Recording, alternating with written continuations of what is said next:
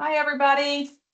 Just going to give it a couple of minutes to let some people join the meeting that aren't on yet. We'll start in just 2 minutes.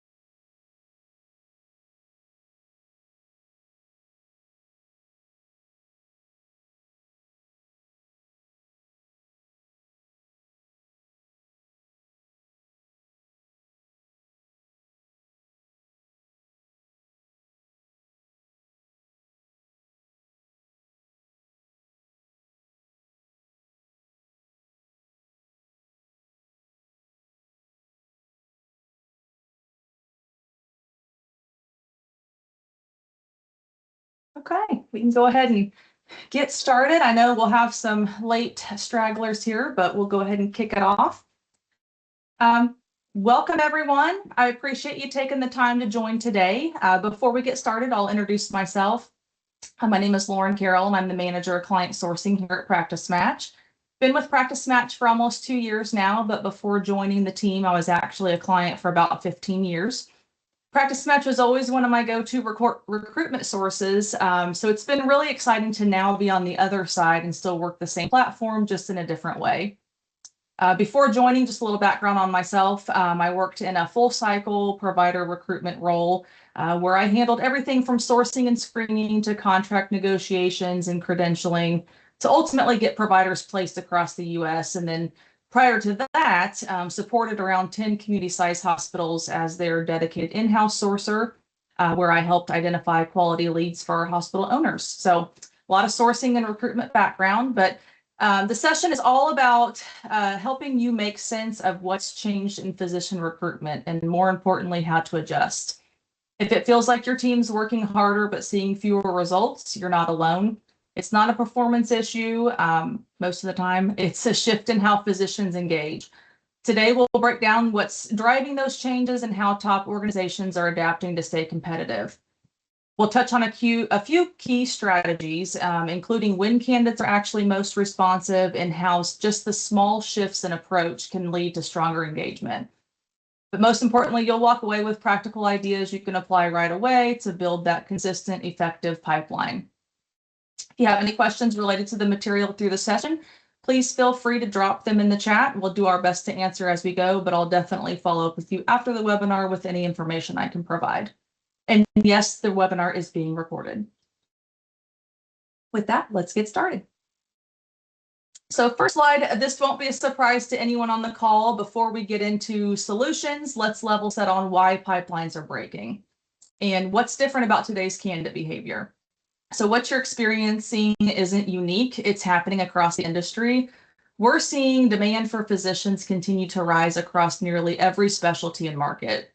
At the same time, supply hasn't kept up, especially in rural areas and certain high demand specialties. This creates a much more competitive environment where candidates have more options and more control. Physicians today, as you know, are not in a rush. They can afford to be selective about where, when, and how they engage. And I know everyone on this call has experienced that. With candidates in the driver's seat, when and how you reach them matters more than ever. Because of that imbalance, recruiters and sourcing teams are having to work significantly harder just to generate the same, if not fewer, results. We're seeing more outreach, more touch points, more time invested, but fewer meaningful conversations coming out of it. And it's not due to the lack of effort. It's because physicians, again, aren't engaging the same way they used to be. Many are passive, they're busy, they only respond when it's convenient for them, not when we reach out during that typical workday. And all of this points to a larger shift of, we can't rely on the same strategies that worked for us 5 and 10 years ago. Job postings, as we know, alone aren't enough. The high volume outreach alone isn't enough. Organizations that are seeing success are the ones adapting. They're being more targeted, they're more flexible, and they're more aligned with candidate behavior. That includes rethinking again when and how we engage, not just how much we're doing. Bottom line, pipelines are breaking, not because teams aren't trying, because the market and the candidate engagement have changed. Which leads me to the first chart here. What you're looking at here is a snapshot of physician supply and demand across specialties and states. This index compares active applicants to open jobs. So it gives us a real sense of how tight each market is, giving us the applicant to job ratio. Red obviously indicates critical scarcity, meaning, again, far fewer candidates than open roles. Yellow shows that more balanced market, and then green represents areas where supply is healthier. This data confirms that we're not dealing with a temporary challenge. This is a structural shift in the market, and the scarcity isn't just in subspecialties anymore. We're seeing it firsthand with our team, but pressure across core areas like family medicine, internal medicine, and even some of those subspecialties that historically had more balance. Geography is also no longer the only differentiator. Even desirable locations are feeling that strain.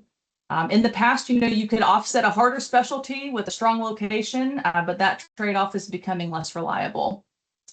And another shift we're seeing is that the active applicant pool is shrinking. So again, most physicians today aren't actively applying, they're passive. They're open to opportunities, but only if the right one reaches them at the right time. So it means your strategy relies heavily on that inbound interest. If it's relying on the inbound interest, you're only tapping that small portion of the market. It also changes what it means to be competitive. So obviously speed still matters, but it's no longer the differentiator. If everyone's moving quickly towards the same limited pool, the advantage comes from how you engage, not just how fast you respond. And that's where the consistency is critical. It's not about increasing the volume, it's about being intentional. Reaching the right candidates at the right time with messaging that actually relates to the candidate. For recruitment teams, it means that the traditional playbook isn't enough anymore. Posting jobs in waiting or leaning too heavily on inbound is going to continue to lead to longer time to fill, which then leads to growing frustration. So what does this do for your recruitment team? So we've identified 6 key shifts to focus on. One being going from reactive to proactive, so building those pipelines before roles become urgent and essential. Waiting until a position has been open for weeks, 100% puts you behind from the start. Second one, prioritizing the passive market. So the majority of viable candidates aren't applying, they're being approached. Your ability to engage that passive talent is now critical in your success. And number 3, leveraging timing as an advantage. When you reach out matters. So limiting outreach to business hours puts you in direct competition with every single person that's also reaching out to them during the business hours. And that's often when physicians are least available. So if you expand into evenings, weekends, that opens up a window where candidates are more responsive and less overwhelmed. The fourth, focusing on efficiency over volume. So more activity doesn't always equal better results. Smarter targeting, stronger messaging, and doing a more strategic approach will outperform high volume outreach every time. And number 5, navigating increased internal pressure. So teams that are being asked to move faster, do more with less, clearly demonstrate ROI, that requires not just results, but a strategy you can explain and defend. And then the last, number 6, extending, not replacing your team. So this isn't about rebuilding your team. It's just about filling those gaps, whether it's through better tools, your refined strategy, extended coverage, like I mentioned before, the after-hour sourcing. The goal is to strengthen what you already have. Ultimately, it's just about having that tighter talent market. It's about a shift in how talent engages. So the team that recognizes and adapts to that shifts are the ones that will stay competitive. And same type of graph, but we're just going to move on to, a different candidate pool. So we've covered the physician market. Now let's look at how that pressure extends across the broader clinical workforce. So nurse practitioners and physician assistants, they've been one of the fastest growing segments in healthcare. In fact, both NP and PA roles have seen double-digit growth projections over the past decade, driven by increased demand for access to care. And I know everybody, they've seen this as well on the call. However, demand is now outpacing that rapid growth, and organizations are expanding care models. They're opening new access points. They're relying heavily on APPs to fill those gaps, especially primary care, urgent care, and specialty support roles. What this index shows is that, similar to physicians, we're seeing applicant to job ratios drop below equilibrium in many markets. That means that there are simply not enough active candidates to meet those hiring needs. There are a few key forces behind this, one being, again, expanded scope of practice in many states. APPs are taking on more responsibility. The next is the growth in retail health. You're seeing a lot of telehealth, urgent care, which is creating new demand channels. And last, health systems are leaning more heavily on APPs as a cost-effective way to scale delivery of care. So instead of one demand stream, APPs are now being pulled in multiple directions at once. So what does this mean for your recruitment team? So kind of broken out with that as well. Number one, you're competing in a broader market. We all know this. You're no longer just competing with hospitals or similar organizations. You're now competing with, again, telehealth companies, retail clinics, private equity-backed groups, and flexible work models, which all of that increases both competition and candidate expectations. Again, as mentioned before, speed alone still won't win. So even though APP hiring is often faster than physicians, speed alone won't solve the issue. Candidates are evaluating multiple offers and prioritizing flexibility, schedule, and work-life balance. The third, engagement strategy still matters. So just like physicians, most advanced practitioners are working full-time and not actively applying. So again, the majority of your market is passive. The takeaway is the same. Outreach has to match when candidates are actually available. And then number four, pipeline strategy must expand. So because of this competition, pipelines need to be built earlier and maintained more consistently. Waiting until a role opens to begin outreach is becoming less effective. Basically, what the slide reinforces is that APPs, are no longer a solution for physician shortages, but they're a parallel talent market with the same challenges. Whether you're looking for physicians or APPs, the strategy can't stay the same. So, we're seeing it. I know everybody else is, but organizations seeing that success are the ones adapting to how candidates engage today and not how they used to. Moving on, we have covered, tightening supply. So the question is, why aren't the traditional methods keeping up? What's going on? Reality is, and as we mentioned, post and pray, post and wait model is built for a market where candidates were actively applying. That environment does not exist anymore. Today, about 20 to 30% of providers are actively searching for jobs, which means if you're relying on postings alone, you're only reaching a very small portion of that market.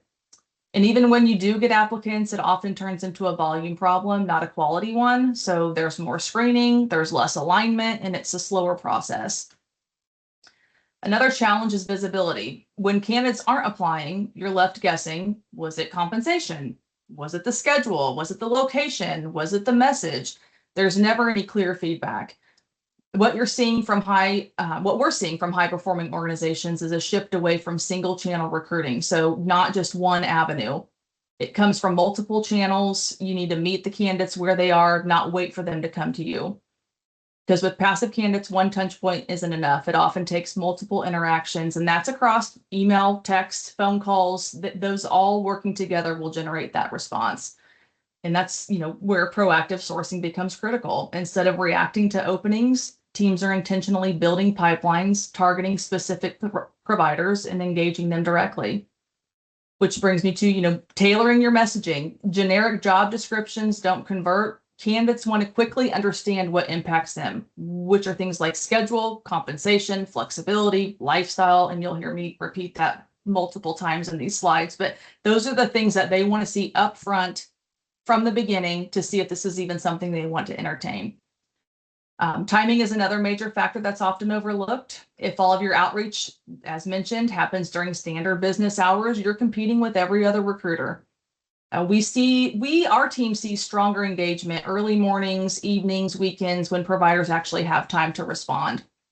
And again, one thing that our sourcing team has done is we build targeted campaigns within Practice Match. So we create specific lists of providers and schedule outreach strategically based on when they're most likely to engage. So from there, that initial reach goes out. We layer the follow-up after that based on the behavior. So we can see, did they open the email? Did they not? We may follow up with a text. If they opened but didn't respond, we send a second, more targeted message. So it allows us to stay consistent, personalized, and intentional without starting from scratch every time. And that's really the shift. High performing teams aren't just filling roles, they're continuously building and nurturing those pipelines. They're tracking what works, they're adjusting their approach, and they're focusing on what actually drives conversations. Success today comes from being proactive, using multiple channels, and being strategic. It's not about, doing the more, it's doing it differently. And we'll get into that in the next few slides. So we've covered the market pressures. Now let's talk about what's changed most, provider engagement. And as I mentioned before, most physicians today aren't actively searching. We all know they're passive. They're open to hearing about opportunities, and their threshold to engage is higher than it used to be. Again, not the general outreach. You don't want to send that generic outreach or mass message. Believe me, they can tell when they're part of a mass email blast. They engage when something feels relevant, it's personalized, it's worth their time. You took the time to understand their background. You maybe address that in the messaging going out. It's not about how many people you reach. It's about reaching the right people in the right way. And another key shift is how engagement varies by career stage. So early career physicians are generally more open, but expect speed, clarity, transparency, while more experienced physicians are more selective. They're often prioritizing the lifestyle, the stability, what's the long-term fit, which means a one-size-fits-all approach no longer works. You got to, tailor your messaging to the different groups and get that point across to who you're targeting. What really drives engagement today comes down to three things. We just talked: trust, relevance, and timing. Physicians are busy, they're constantly being contacted. So if your outreach doesn't immediately resonate, it gets ignored. And timing isn't just career timing, it's the time of day that you reach them. So again, this is where recruitment strategy has to evolve. It's less about volume and more about the experience. So what that looks like may be short but personable messages, being clear about the value up front, giving them simple and flexible ways for them to respond, like a text. Our team, we're always using, leverage AI to help generate that target message by specialty. What makes that specialty tick, and what makes them open and respond and catch their eye on the message that you're sending them about the opportunity that you have to offer. So we've talked about how the market has changed and why engagement is harder. The next question is, what actually drives physicians and APPs to respond? We've all seen these, and they kind of shift over time, but essentially the same. The number one driver, work-life balance. The biggest shift we're seeing is that work-life balance has moved to the top priority, largely driven by burnout. Physicians are being much more intentional about sustainability. So what should recruiters do? You want to lead with the schedule. Don't bury it. List the clinical hours. List the call expectations. What flexibility do they have? Being very specific and not vague. You don't want to leave them guessing. So instead of the taglines, great work-life balance and things that are kind of general, maybe say 4-day work week, 1 in 6 call, no weekends. That emphasizes control, predictability. It doesn't just say there's fewer hours. It gives them very specific information on the role. Next on the list, competitive compensation. Compensation still matters, but it's no longer a differentiator. It's the baseline to compete. If it's not aligned with market benchmarks, candidates often disengage early. So again, recruiters should be transparent and upfront. Any lack of clarity kills interest from candidates quickly. Highlighting that total compensation, not just the base, gives them everything that they want to know. So the potential bonuses, what's the loan repayment? Is there sign-on? What's the PTO? It just helps avoid any late stage surprises and misalignment, that would cause a major fallout. Then we have location and lifestyle. Location still plays a role, but it has shifted now to be about how it supports a candidate's life. Suburban markets near metro areas are often outperforming both rural and urban locations. So what do? We sell the lifestyle, not just the geography. We want to mention things like cost of living, the commute, the schools, the family fit. It's important to address any objections early. If it's rural, lead with what offsets it. Things like compensation, flexibility, community that we mentioned before. So then we want to shift to now what makes the deals fall apart. So most lost hires aren't due to one major issue. It's a mismatch in expectations. And today's candidates won't try to work through gaps. They'll just move on. You'll never hear from them again. But the top of our list being unrealistic workload. So workload is one of the biggest drivers of burnout and a key reason candidates walk away. Heavy call, unclear expectations, they often cause that late stage drop off. So again, what can we do? We want to clearly define the workload. How many patients per day am I going to see? What's the norm? What's the call schedule? Do I have admin time? And if I do, how much is it? You want to highlight any support that they're also going to be given within the clinic. So APPs, scribes, the different coverage models. It's very important to reframe how that role is presented. Instead of using busy, emphasize the structure and support to help you keep up with the busy schedule. So kind of offset that. The next is compensation misalignment. So again, compensation is still a top decision factor, but expectations are for this information to be transparent and given up front. So lack of clarity, late surprises, major reasons candidate disengage. So again, we mentioned before, share the range early. Even a general range improves response rates. Using benchmark data like MGMA and things like that, you want to reinforce that total compensation, not just salary, but the entire package. And always avoid the statement, we'll discuss later. It definitely creates immediate distrust, and providers are catching on to those statements and assuming it's a low comp package. And we've gotten responses like that as well. When we've had clients that they don't want to share the compensation, that's fine, but we get the responses back of, well, it sounds like it's probably not a good compensation since you're not telling me what it is. Then we have lack of work-life balance. So work-life balance continues to be a top driver, and vague messaging here is absolutely a red flag. Be clear, specific on the expectations. How many days are they working? Are there specific days that they need to work in a week? What is the call expectation? Will they be required to work weekends?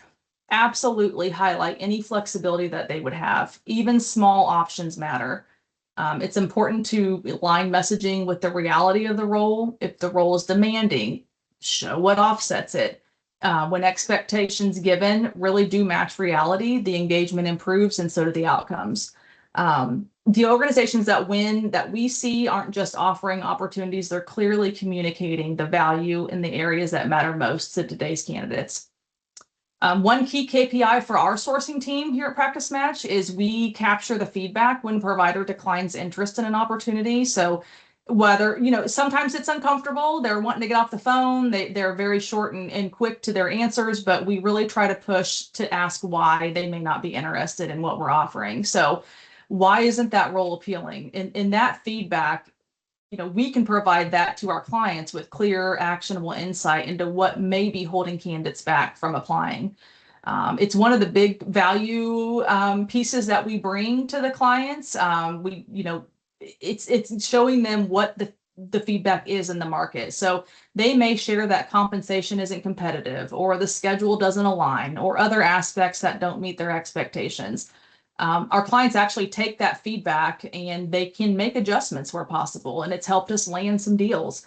They were able to say, oh, well, that's not that big of a deal. Let's switch this and move it around to this, and it works. So doing things like that just makes everything visible and sometimes can help align those submittals to hires. So let's now shift to what physicians value in the recruitment process. Number one, core values such as simplicity, transparency, and trust. At the core, physicians want a process that feels easy, clear, trustworthy. They don't have time to navigate complexity. And if something feels a little weird and unclear, they disengage.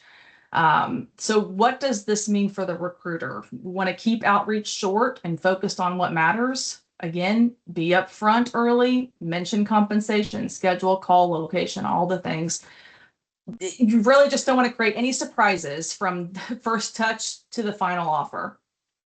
Number two, alignment with career and lifestyle. So physicians aren't just evaluating a job, they're evaluating that long-term fit. If it doesn't align with their lifestyle or goals, they won't move forward. So we need to ask the right questions early, focus on the fit before volume. We want to send the right opportunity, not every opportunity. So be very selective on what you're sending and who you're sending it to. You need to adjust that message based on the provider's career stage, their priorities, and really what matches. Number three, exploring non-traditional roles. So we're also seeing growing openness to non-traditional roles when positioned correctly. Flexibility and control are becoming key decision factors. What this does mean for the recruitment team, we need to present flexibility as an option, even if it's just partial. Use telehealth, locums, part-time roles as entry points to long-term opportunities where they explore opportunities and they're not feeling pressured. Number four, support and communication. So one of the biggest differentiators today is the experience you create through communication. Candidates want to feel guided, not processed. We need to set clear expectations up front. What does the timeline look like? What are you going to see next? What are the steps that we will be taking from start to finish, and what you can expect from each one? If we're responsive early, that first touch matters the most. We want to stay engaged through the process. Having consistent communication builds trust and never leaves them to wonder what's going on or if there's still interest. Even if you don't have anything to report or give them feedback on, at least do a touch point so they know that they are still in the process, you are interested, just things have kind of slowed down a bit. At least have that communication there. Overall, when you simplify the process, align with what matters, and communicate clearly, you're not just attracting candidates, you're building confidence and trust, which again will increase that interest. And don't forget providers talk. So they'll tell everybody that they know if the process is a bad one, or if this seemed a little weird and shady over here. They talk, and we want the referrals. So we covered what's changed in the market and why traditional methods are falling short and what the candidates value. So now let's just bring it together with a modern provider sourcing approach and what that actually looks like. The first thing, always on pipeline building. So this will eliminate any interruption to your recruitment process. And instead of starting from zero with every opening, you're building relationships ahead of demand. So how do you do this? Start to build that specialty specific pipeline, even without an active role. So even if you get an interested candidate in your organization, you don't have that need, keep them engaged, keep building that relationship with them. Don't turn them away just because you don't have an opening. That's something that we have made many placements and submittals on. Keeping a list of that past interested candidates and reach out to them first instead of restarting that outreach. And then you want to, like I mentioned, maintain those light, consistent touch points. You want to keep those candidates warm. Next, multi-channel engagement. So today's candidates aren't on one channel. This isn't a surprise, so your strategy can't be either. Relying on a single outreach method, it will limit the reach and ultimately who's responding. One last thing too that works very well for our team here, our sourcing team, is layering that outreach. Don't just do one thing. You need to do a mix of things. So we do emails, texts, cold calls. They all work together. Use your follow-up methods across different channels as well, not just repeating the same one. If they're not getting back to you on a text, pick up the phone and call, or try an email. It's more than just your outreach. You'll see good results if you incorporate digital campaigns and attend, events as well. It's not just, those outreach of the sourcing, but it's keeping it present in the community and in other areas that they're going to see. And then we have data-informed targeting. So this is where efficiency replaces volume. The most effective teams are highly targeted in who they reach and how they message.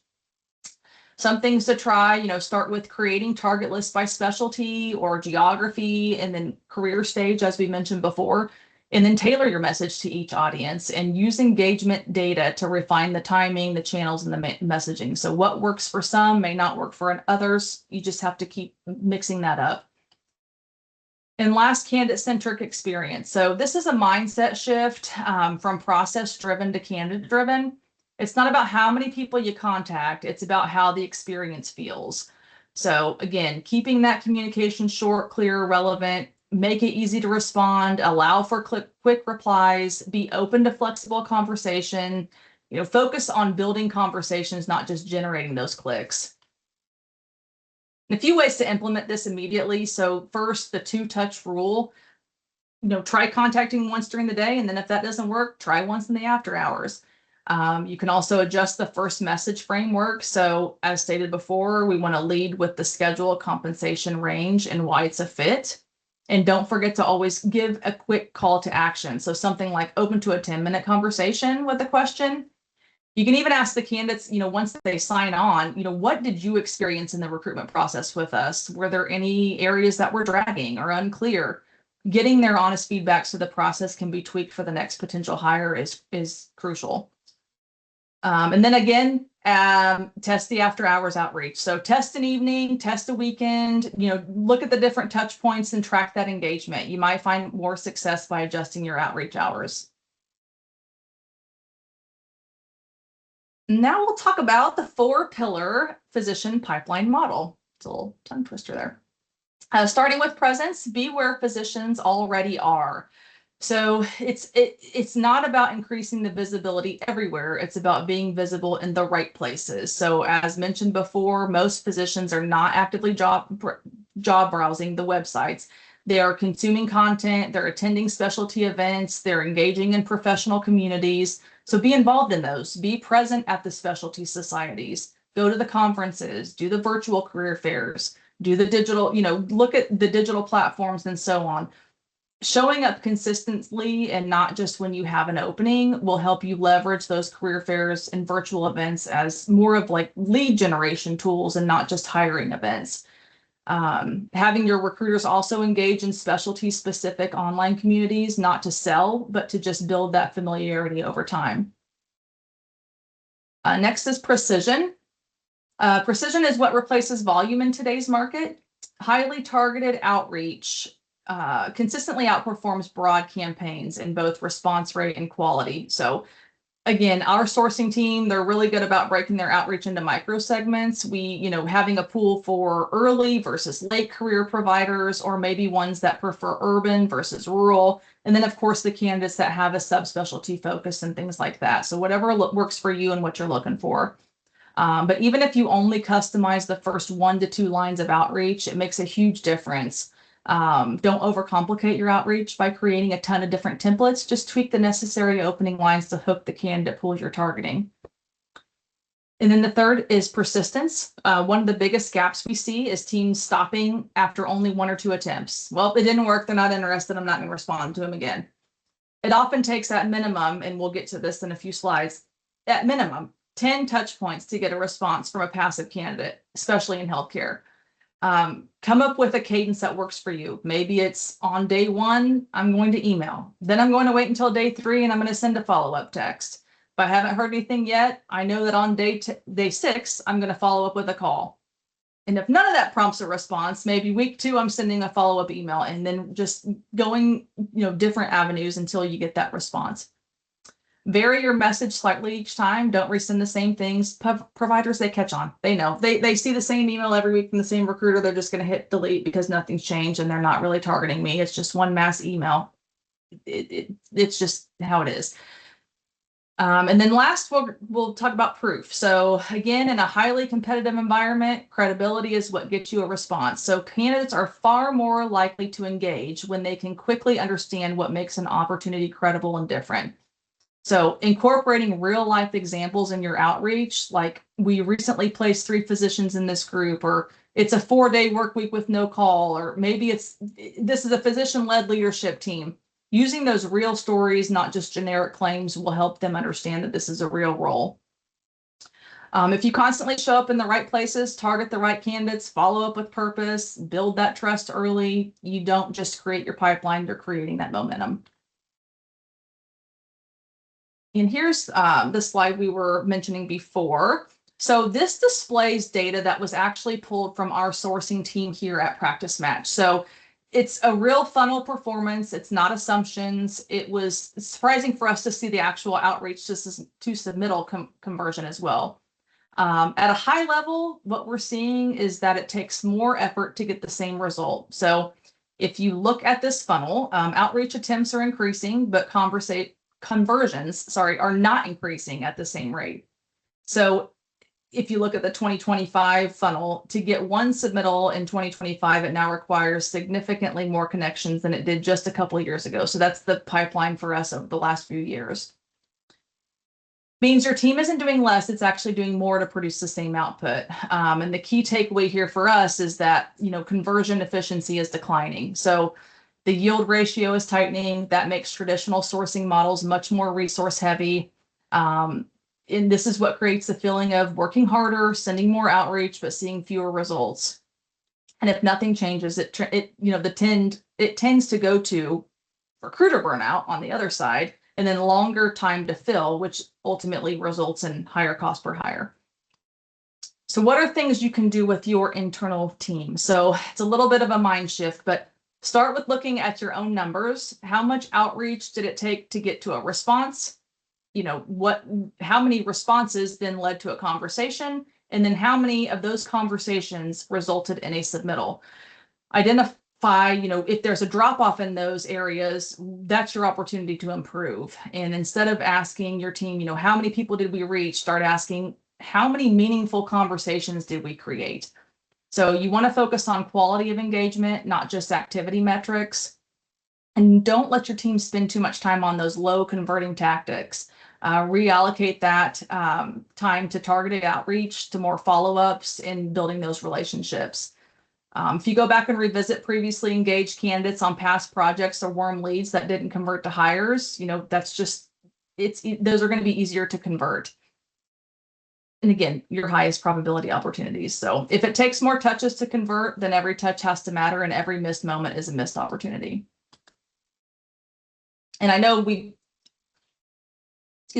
mentioned this before, but again, a real life slide with data from our internal sourcing team here. It's important. So it shows you, how do we make those connections? And it's the after hours advantage. So it's pulled again from all of our sourcing team, and it just points out again when those connections are happening. So roughly 50% of our successful connections are happening outside of traditional business hours. Even though a majority of outreach typically happens during the day, a disproportionate number of responses are coming in on the evenings and on the weekends. And as you know, during the day, physicians they're in clinic, they're in procedures, they're managing patient care and so on. They're not ignoring outreach, they're just not available. So we're always testing outreach days and times with our sourcing team. We'll look at different specialties. Will they be more available at different days and times? Don't forget to check the time zone of your candidates you're calling. We have several clients that we're actively sourcing for, and they span across all time zones. You just have to be strategic in when you're working each search, so you're not calling someone in California at 5 a.m. or someone on the East Coast really late at night. We're constantly looking at messages to see when they're opened, clicked, or responded to, and if we aren't getting a lot of traction, we adjust. Final piece, how do you measure success in today's environment? So historically, recruiting has been measured by things like number of applicants, clicks, volume of outreach. I'm definitely guilty of that. And I've used to really focus only on that. But the challenge is those metrics aren't going to tell you if you're actually building pipeline or driving conversations. You can have high activity, a lot of outreach in a very weak pipeline. So, what do you need to adjust to actually get those leads to convert? And instead of tracking the responses by channel in the number of real conversations and how, do it by number of real conversations and then how that converts to, actual placements. So instead of saying 1,000 emails that we've sent out, pivot to say we generated 75 conversations, and of those 75, 20 actually moved to interviews. So then you want to measure that efficiency within your funnel. Some basic things to look at within that, how much time to first response, how much time to first interview, were there any drop-off points? These highlight where your process is working and where it's breaking down. You can even take it a step further and look at the response rates, like we mentioned before, time of day and day of week and so on, and kind of adjust that way. So then what does this all mean? The strongest teams are building pipelines before there's an immediate need. And we know this, we heard this, it's a lot about time. It's hard to do sometimes. There's not a lot of time in the day, but it's so important. This type of mindset, it will shift recruiting effort from reactive to planned, which will then reduce the time to fill. It will create more control. So recruitment teams can do the following. Always want to identify your top 3 hardest to fill roles each quarter. We mentioned before, maintain an active list of engaged candidates, even if they're not ready to move yet. Always reconnect with those past candidates every 60 to 90 days to keep that pipeline warm. It will shift you from reactive to controlled hiring. And then create targeted outreach, because doing that can generate 2 to 3 times higher response rate compared to broad untargeted messaging. And as I mentioned multiple times in the earlier slides, candidates are significantly more likely to respond when outreach reflects their specialty, where they are in their career stage, and what ultimately is their preference. So stop chasing, the low probability candidates. Focus on where you have the highest likelihood to convert. And don't forget, candidates are comparing your process to every other experience they have, not just other healthcare jobs. So we've spent time today talking about how the market has changed, what's making recruitment more challenging, and what it takes to build pipeline in this environment. We see the same challenges today in our own sourcing department, but we continue to adjust and adapt to that recruitment environment. And that's one of the biggest advantages to using our team to help source candidates for you to review. We have the time to focus on the different outreach channels, and we can really position each message to hit the right audience. Ultimately, we view ourselves as an extension of your recruitment team, not a replacement. So we can step in to support your ongoing sourcing efforts, whether it's with short-term projects, coverage like maternity leave, bandwidth gaps, anything that we can help you with that extra set of hands. So, our primary focus is simple. We deliver qualified, interested candidates for your open roles, which then allows your recruiters to stay focused on what they do best. It's building those relationships and closing those hires. So again, and I mentioned this multiple times, but we really do a lot of cold calls. We do a lot of outreach by text and email, and we have a very strict follow-up cadence. So all of that helps with our submittals. We also partner very closely with our marketing team to expand outreach. And some of those ways are through geofence campaigns, the direct mail postcards, increased online presence. So it's not just sourcing, it's a more comprehensive approach to building that pipeline. So if you're feeling the pressure of doing more with less or struggling to keep up with demand, this is exactly where we can step in and help extend your reach. So in closing, if you're curious about how our team can support your recruiting efforts, I'd love to connect offline and learn more about your current challenges and where we can add value. Please don't hesitate to reach out. I'm always happy to answer questions or walk through how we can support your team. And always want to throw a plug in there as, for coming today. If you purchase any projects by April 15th, you'll receive 5 bonus hours. So love to have the opportunity to partner with you. And if you have questions, let me know. Have a great day.